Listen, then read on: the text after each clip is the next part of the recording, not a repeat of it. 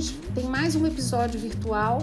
Eu vou apresentar para vocês o Pedro Aruffi, arquiteto de Belo Horizonte, que tem um apartamento muito interessante e que dentro da ideia do programa, que é mostrar a diversidade, eu acho que a gente ainda não mostrou um apartamento nesses moldes, um apartamento antigo e um apartamento que ele conseguiu fazer uma arrumação super bacana, preservando muita coisa, que eu acho que é super difícil.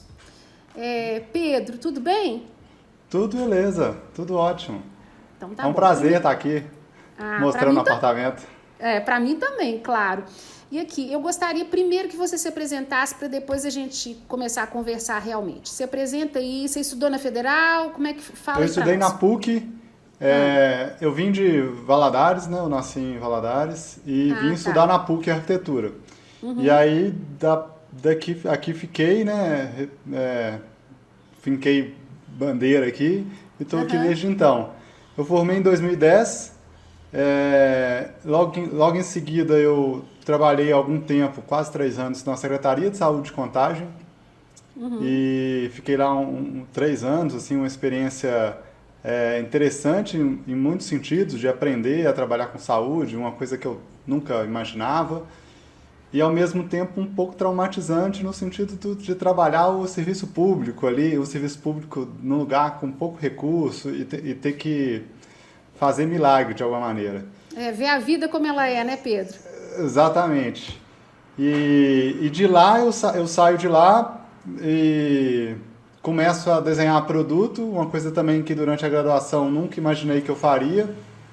E aí agradeço você e o João, né, por esse incentivo desde esse início. Só uma interferência, a gente conheceu o Pedro trazendo produtos para o nosso Espaço 670, né, desenvolvidos por ele, muita coisa interessante. E pelas fotos do seu apartamento também eu vi que você tem coisas interessantíssimas aí, então nós vamos falar sobre isso aí ao longo do programa. Pode continuar. Legal. Aí comecei a fazer produto num jeito muito sem querer, porque eu saí da prefeitura e estava meio à toa, assim, sem o que fazer, e comecei a frequentar Ferro Velho com Thales Pimenta, e aí começou a nascer, e aquilo me motivou muito, porque eu percebia que tinha uma relação do tempo, né, do fazer produto, que ele é muito mais rápido que o fazer arquitetura, então as coisas ficavam prontas, isso de alguma maneira saciava minha ansiedade de ver as coisas, né, finalizadas certeza. E tal. O projeto de arquitetura é uma coisa muito longa, né? Muito longa. Você vê o resultado, é uma coisa demorada demais, né? Tem projeto, né, nesse momento da nossa carreira que você está começando, que quando ele fica pronto, pode ser que tenha soluções que você acha que poderia ter sido melhor e já não dá mais tempo, que é uma coisa que também é diferente do produto, né? O produto te permite mudar ao longo da vida útil do produto, ele pode sofrer pequenas alterações, enfim. Verdade. A arquitetura, isso é mais complexo. Mas voltei a fazer projeto de interiores e de arquitetura também nesse ano, foi 2014. Uhum. E aí, de lá para cá, o escritório de arquitetura e de interiores deslanchou, né? A gente teve premiações importantes, a gente ficou com um grupo de arquitetos grande, a gente ficou em 3º lugar do concurso para a Prefeitura de BH, que foi um concurso em 2014. Em 2015, com o Bernardo Horta, um outro arquiteto, a gente ganhou um concurso de uma casa pré-fabricada. E aí isso foi alavancando de alguma maneira o escritório, né? Essas premiações e essas inserções que a gente ia tendo em mídia e etc. E aí, de alguma maneira, o escritório deslanchou. Então, hoje, eu tenho um escritório que agora está funcionando aqui em casa, né, devido à pandemia. Nesse momento, que trabalha, né, esses diversos programas dentro do Fazer Projeto. Quer fazer projeto de arquitetura, de edifício, casa, escola. Eu ia falar, você fez escola, né? Que a gente tem feito bastante escola com o Marcos e com o Gabriel. Uhum.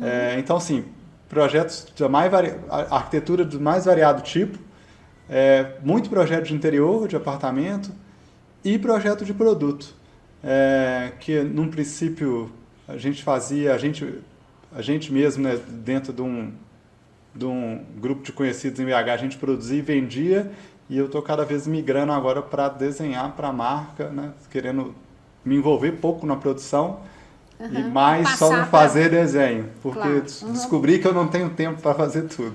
Não, e de repente produção é com quem tem know-how mesmo, né, Exatamente. Pedro? Porque a gente sabe que construir qualquer coisa é muito complexo.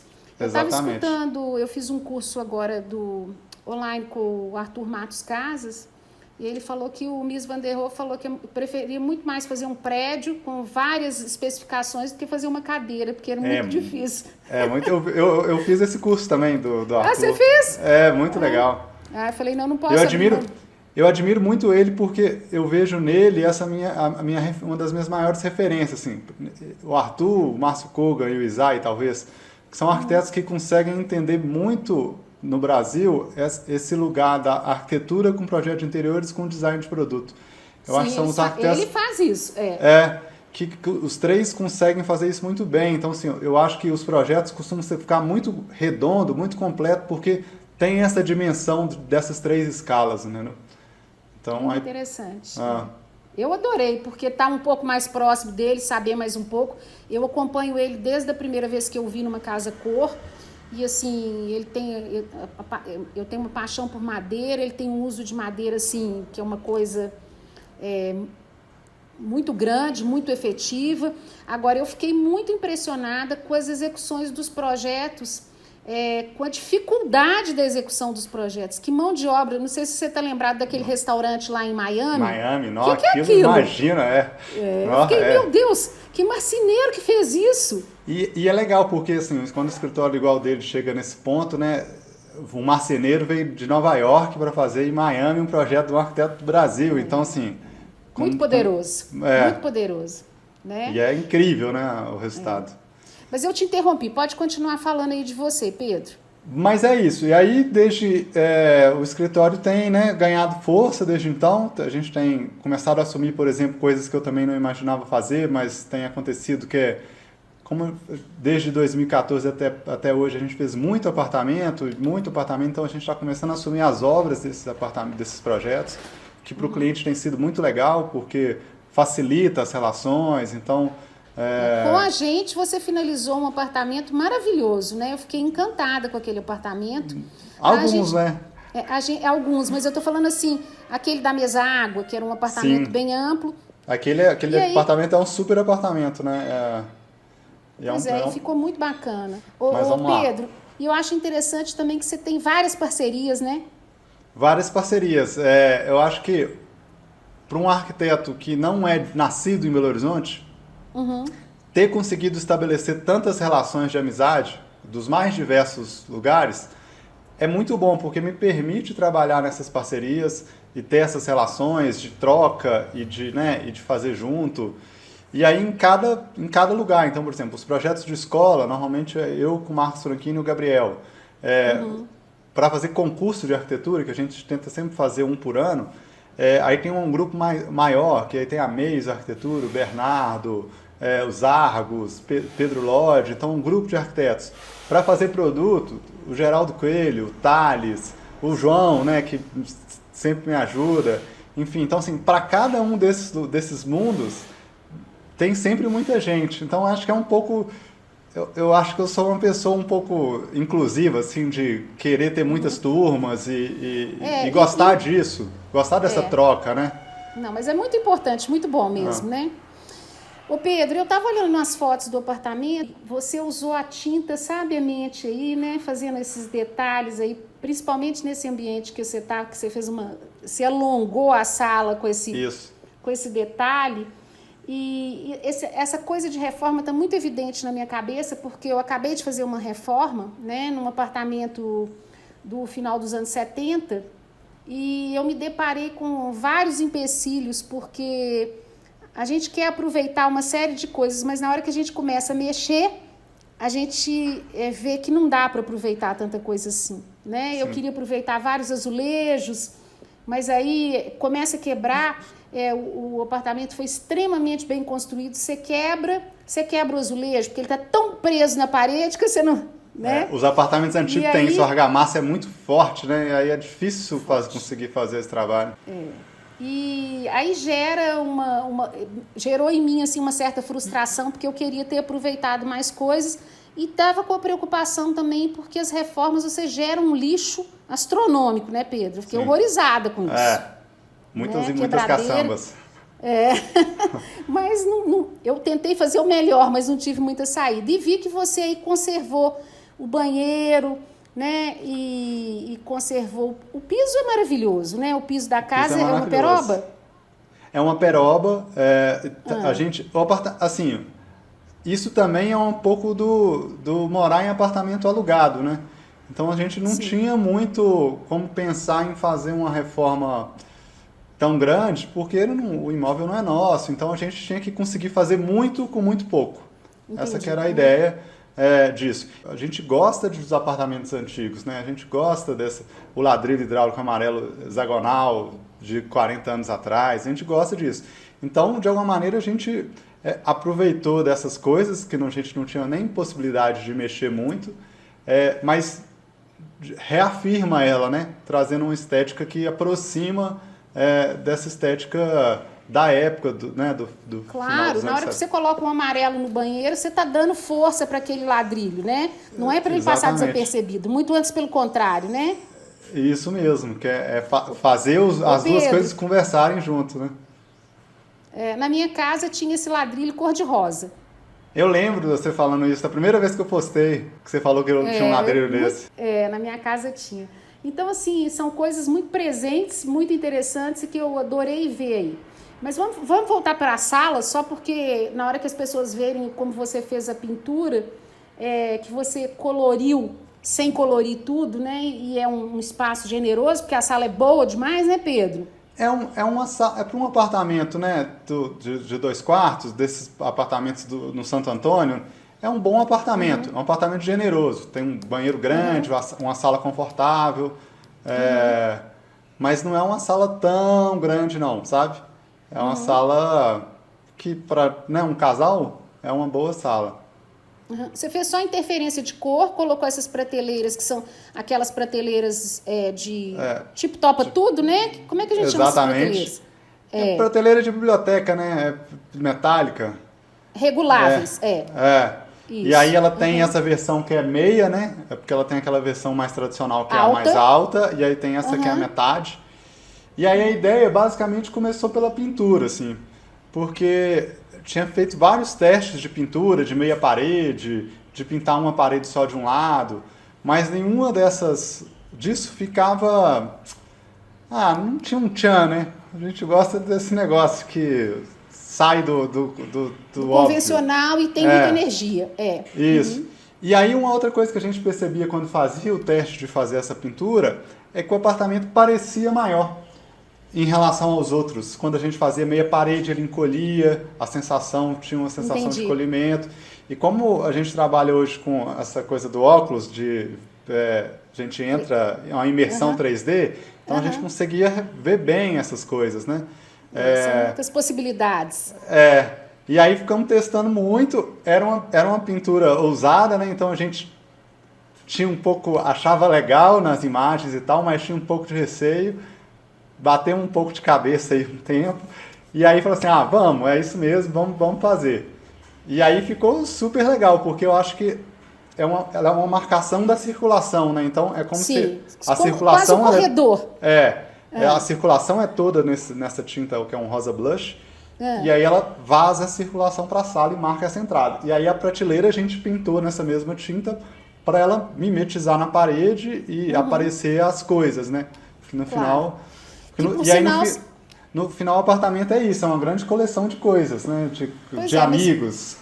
Mas eu acho, Pedro, eu sempre tive esse raciocínio, eu já mudei muito na minha vida, eu gosto de mudar, eu acho que faz parte, eu acho que energiza a gente, então assim, eu mudo.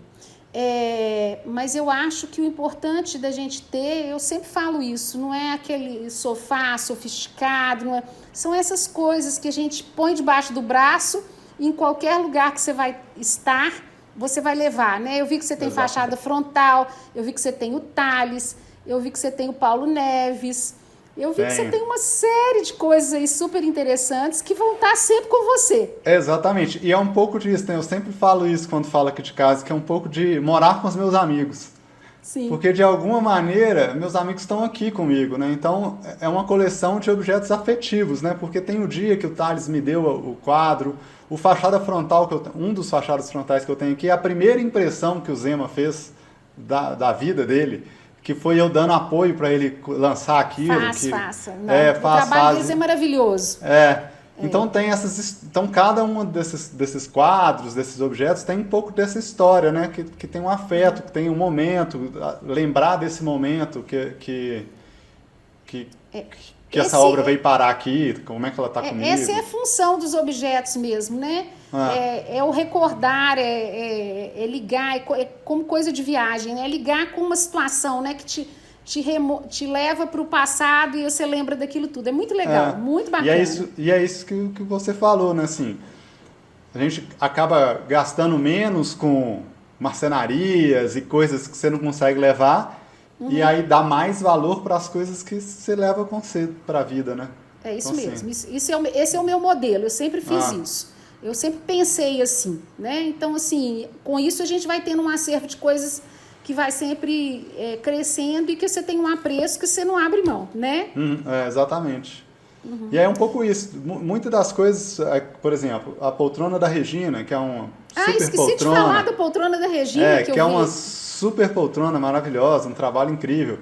E aí eu tenho ela porque foi uma permuta, né? Eu fiz o projeto do ateliê dela. O primeiro ateliê, que foi lá em 2016, que era na casa dela. E agora, depois eu já trabalhei para os filhos dela, já faço projeto para os 3 filhos, e agora fizemos um projeto do ateliê novo dela. Então, maravilhoso, assim, que ela já publicou alguma coisa. Estou doida para conhecer, Pedro. Que casa é aquela? A casa maravilhosa, é um achado na cidade. E aqui, o que mais que tem? Deixa eu ver. Tem desenhos do Marcos Franchini, que é um arquiteto que a gente trabalha junto muito. Já fiz a casa dele. Super desenhista, né? Então tem um desenho que é um desenho que ele fez de mim e um desenho que ele fez da Dani, minha esposa. Tem o passarinho do Lucas Torres, que é meu cunhado. Ele é irmão da Dani, um passarinho que está pela cidade inteira. Então tem ele aqui na parede. Tem um desenho incrível que eu ganhei de uma prima minha no casamento, há um ano e pouco atrás. Que é um talento a ser descoberto aí, porque está fazendo umas pinturas incríveis, ela tem um desenho dela aqui muito legal. E as plantas, né, que é uma outra coisa da sala que é importante, todas essas plantas que a gente tem. O verde, ele é essencial e ele voltou para dentro de casa, porque um tempo atrás era muito usual. Quando eu casei, eu tinha uma samambaia pendurada na sala de jantar. Depois isso sumiu, não tinha mais planta. Agora teve um revival. Eu tenho uma memória afetiva disso, da casa dos meus pais, quando a gente era criança, que tinha muita samambaia, tinha suporte, esse suporte de ferro com samambaia. Isso, enfim, tripé. Tinha mais verde, tanto lá na casa dos meus pais, na casa das minhas avós. Isso e aí, de fato, isso foi desaparecendo com o tempo, né? E agora voltou. Eu acho, de alguma maneira, isso está mais... Quanto mais a gente vai morando em lugar mais apertado, mais nossa vontade de ter verde, mais verde. Ô Pedro, uma coisa que eu achei muito interessante foi aquela peça feita... aquilo não é tijolo, aquela peça comprida com metal, tipo um rack, né? Um móvel que você fez. O móvel, que é o Banco Cobogó. Esse é um cobogó? É um cobogó. Esse é um banco que eu desenhei ele para Sobreexistir, que foi uma exposição que nós fizemos no ano passado, 2019. E ele é uma referência ao Mercado Novo, né, aqui em BH. Que é todo cobogó. A fachada inteira de cobogó, e a gente tinha que ter essa relação, né, um desenho com relação com o mercado. E aí foi o primeiro desenho que veio da minha cabeça, fazer esse banco todo de cobogó. Aí, no processo, eu duvidei um pouco daquele desenho, testei mais 1000 outras coisas que não ia, no final... Voltou para ele. No final é porque é aquilo mesmo que tem que ser. Não, eu achei fantástico. Ele é um banco, mas ele pode ser para colocar uma televisão, ele pode ser para qualquer coisa. Pode ficar na área externa, né? Afinal, ele é feito de tijolo. Achei fantástico, achei muito legal. Ele pode ser modulado, pode ser maior, menor. Ele é super pesado, né? Afinal, é feito de tijolo. Não, colocou num lugar para ficar, né? Mas ficou super legal. Qual outra peça que tem sua aí, Pedro? Tem uma peça muito legal que é uma mesa de centro, que que é um protótipo, né? Depois ela nunca virou um produto de fato, além desse protótipo, que foi um trabalho muito legal que eu fiz na escola de design lá na UENG, na pós-graduação. Foi um exercício da aula de criatividade que depois eu resolvi, de fato, fazer ele existir.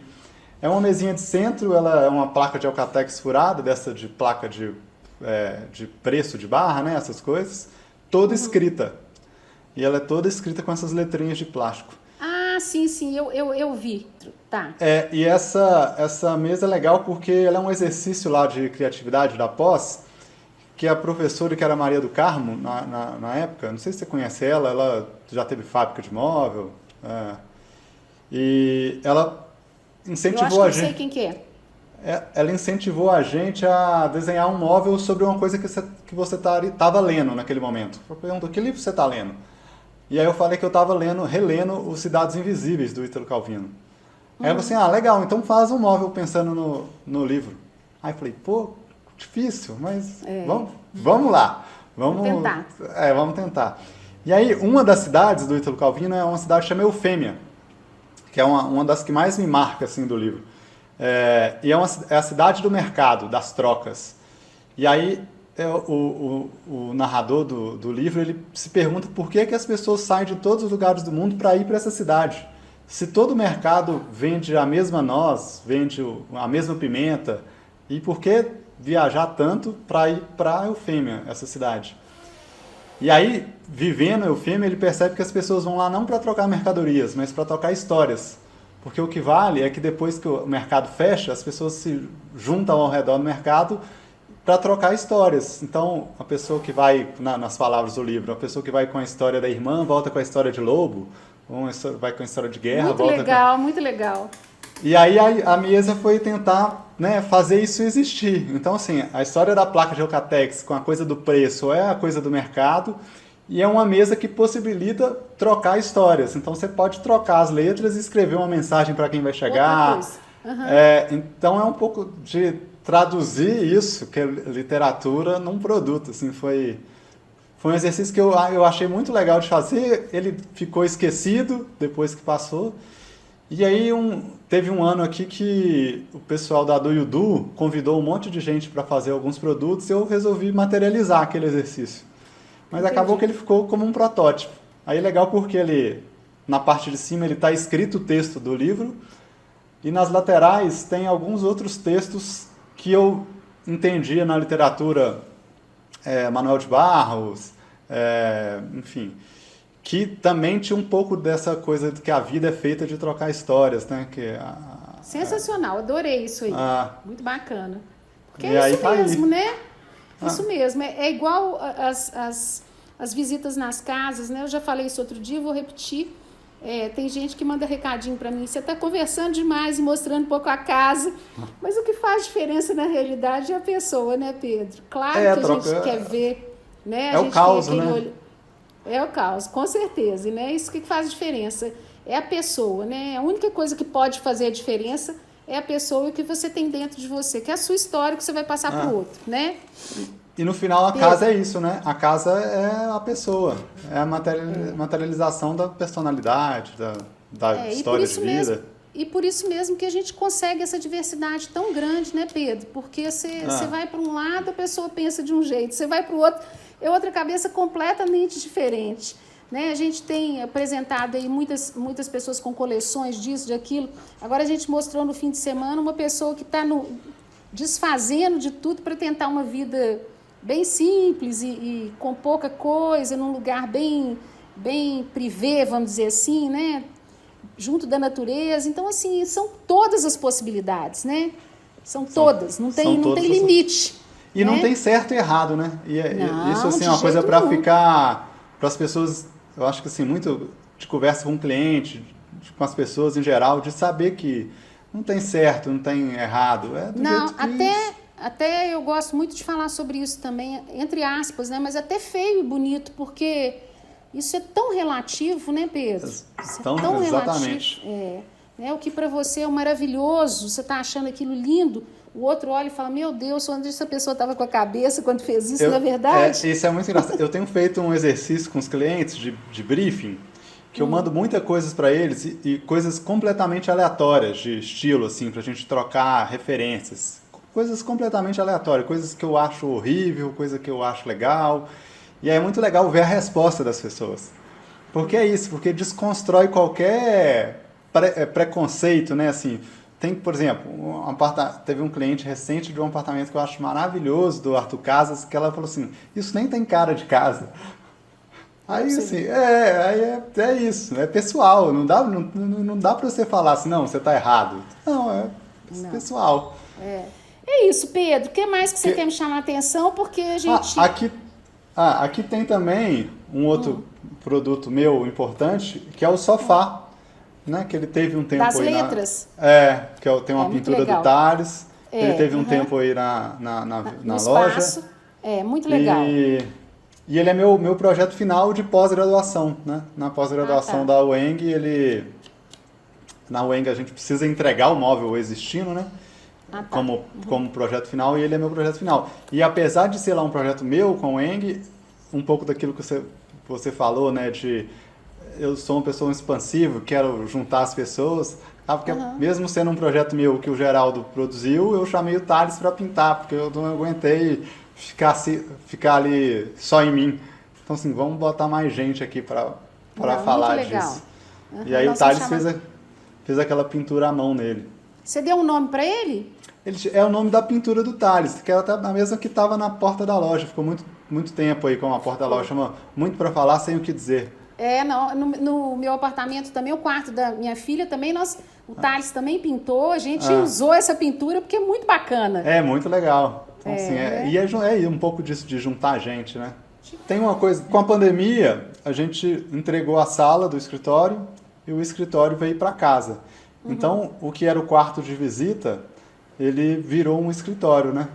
Então a gente teve que fazer essa pequena reforma, fizemos uma marcenaria nova para adaptar a sua necessidade. Para adaptar tanto a minha quanto a da Dani, que a Dani é arquiteta também, trabalha na Fundação Renova, na obra de Novo Bento, lá em Mariana, mas agora eles estão trabalhando também de casa. Então nós dois trabalhamos aqui, então a gente teve que adaptar esse quarto de visita para virar escritório. Muito legal que eu achei que você fez foi uma cabeceira de cama também com pinos. Eu achei que ficou muito legal também, deu uma barra bonita, eu achei bacana, é uma coisa que qualquer pessoa pode fazer. Pessoa, eu mesmo fiz. Pois é, tem não sei onde que você cortou, mas tem aquele retalho placas que todo mundo pode ir lá e cortar a madeira do tamanho que quiser, né? Eu comprei numa loja dessas qualquer que vende pinos. E eu mesmo cortei com equipamento muito rudimentar e fui fazendo. Claro que no final das contas, né, com as relações que a gente tem de marceneiro, um marceneiro veio para mim e deu um retoque final para dar uma acertadinha. Mas dá para qualquer um fazer, é um negócio muito simples e até prazeroso, porque vira um processo mesmo. Esse faça você mesmo também é uma coisa muito legal, né, Pedro? Porque na hora que você vê o resultado é tão prazeroso, né? Eu vou contar uma historinha rapidinho, porque eu acho importante para esse apartamento. Porque, não sei se você chegou a ler, quando ele saiu na Vogue e tal, porque ele tem uma história muito interessante, né? Se eu li, eu não lembro. Fala aí, vamos ver. Esse foi o primeiro apartamento que eu morei quando eu cheguei em Belo Horizonte. Não o primeiro apartamento, o primeiro prédio. Quando eu vim morar em Belo Horizonte, eu morei nesse prédio em outro apartamento. E aí eu morava no apartamento 403. No meio da faculdade, eu morava com minha irmã, a gente mudou do 403 para o 304, porque o 304 era um apartamento de uma conhecida da minha irmã, ela casou, ficou vaga e a gente mudou para lá. E aí a Dani era minha amiga, minha colega de sala da faculdade, e eu falei assim, eu tô saindo do meu apartamento, e aí ela veio morar aqui no 403 no meu lugar, ela e o irmão. Enfim, ela foi estudar em Málaga. Eu formei, quando eu formei, meu pai falou que não pagaria mais o nosso aluguel, então minha irmã foi morar num lugar, eu fui morar em outro, rodei a cidade inteira. Um dia eu vi que estava alugando um apartamento aqui nesse prédio. E aqui era 2 quarteirões do antigo escritório. E aí eu liguei para a imobiliária e falei assim, eu não preciso nem ir lá, porque eu já conheço o apartamento. Você está no terceiro apartamento, né? Então Então esse é o terceiro apartamento que eu moro no mesmo prédio. E aí a Dani, que era só minha amiga na época que ela morou aqui também, a gente começou a namorar e, enfim, casamos e estamos nós dois aqui morando no mesmo prédio que a gente morou durante a faculdade. Então, Muito legal. Um pouco meio que era o destino de Era o ficar destino, aqui. com certeza, porque você está no terceiro e a Dani está no segundo. No segundo, exatamente. Muito bom, Pedro. Muito bom falar com você. Muito bom conhecer um pouquinho mais aí das suas coisas. E é isso aí. Vamos que vamos trabalhando, porque isso é que faz também a gente ficar tão vibrante com as coisas, né, Pedro? Porque o trabalho é um desafio muito bacana e trabalhar nessa área é tudo de bom. Vamos lá, é isso mesmo. Foi um prazer ter vocês aqui mesmo virtualmente. É isso aí. E vamos que vamos. Daqui a pouco nós estamos aí na loja para montar mais apartamento. Se Deus quiser, esperamos você, tá? Manda um Então, beijo tá pra bom. Dani, que eu não conheço, mas já sou fã, porque gosto muito de você. E até a próxima. Pode deixar. Então Obrigada, tá. viu? Um abraço, Ênica. Tchau, tchau. Até mais. Obrigada.